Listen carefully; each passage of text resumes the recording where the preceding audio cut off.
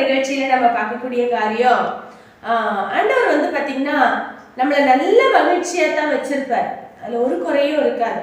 ஆனா சோதனைகள் இருக்குமான்னு கேட்டீங்கன்னா நிச்சயமாகவே நமக்கு என்ன இருக்குங்க, சோதனைகள் இருக்கும். ஏன் அப்படின்னு பாத்தீங்கன்னா லூக்கா 4 அதிகாரம் 2வது வசனத்துல 40 நாள் பிசாசினால் சோதிக்கப்பட்டார். அந்த நாட்களில் அவர் ஒன்றும் புசியாது இருந்தார். அந்த நாட்கள் முடிந்த பின்பு அவருக்கு பசி உண்டாயிற்று.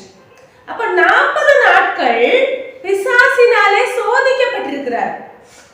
பாருங்களேன், மனுஷன் சொல்றா எனக்கு சோதனையா இருக்கு, கஷ்டமா இருக்கு, என்னை அப்படி துக்கப்படுத்துறாரு, வேதனைப்படுத்துறாரு, எனக்கு அது கொடுக்கல இதை கொடுக்கலன்னு மனுஷன் தேவனை குற்றப்படுத்துகிறவனா இருக்கிறான்.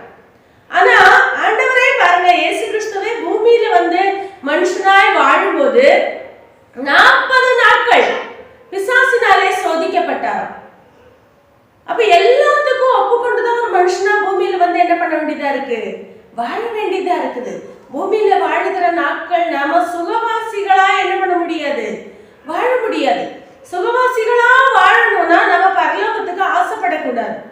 பரலோகம்னு ஒரு இடம் இருக்கு, நிச்சயமா 100%. அங்க போகணும் அப்படின்னா பூமியில வந்து என்ன பண்ணணுங்க, சில சோதனைகளை, பிசாசினாலே வருகிற தொந்தரவுகளை நம்ம சகித்து கொள்கிறவர்களா இருக்கணும். அப்படி சகித்து கொண்டு அதை பொறுத்து கொண்டு நம்ம பரவாயில்ல ஆண்டவரே எங்களுக்கு பலன் கொடுங்க, நாங்க தாங்கி நிற்கவும் தப்பித்து கொள்ளவும் வழி செஞ்சு கொடுங்கன்னு அவரை கேட்டு நம்ம நல்லபடியா அவரிடத்துல போவோமானால் அந்த இடத்தை சுதந்திரத்துக் கொள்ளலாம்.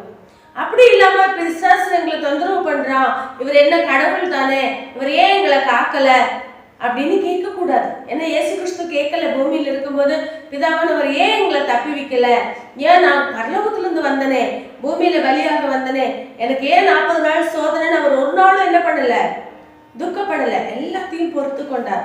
அதே போல நாமளும் பொறுத்து கொண்டால் ஜெயம் எடுப்போம்.